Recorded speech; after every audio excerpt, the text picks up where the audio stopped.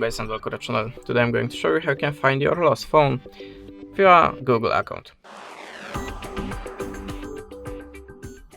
So in the first step we have to open the web browser, and in the Google look for the Find My Device Google.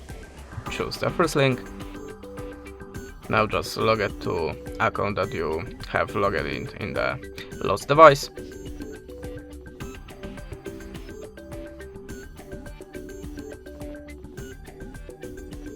And how you can see, now we have a device list and we can find it on the map. Just tap on the desired device and look for this on the map in your country. That's it.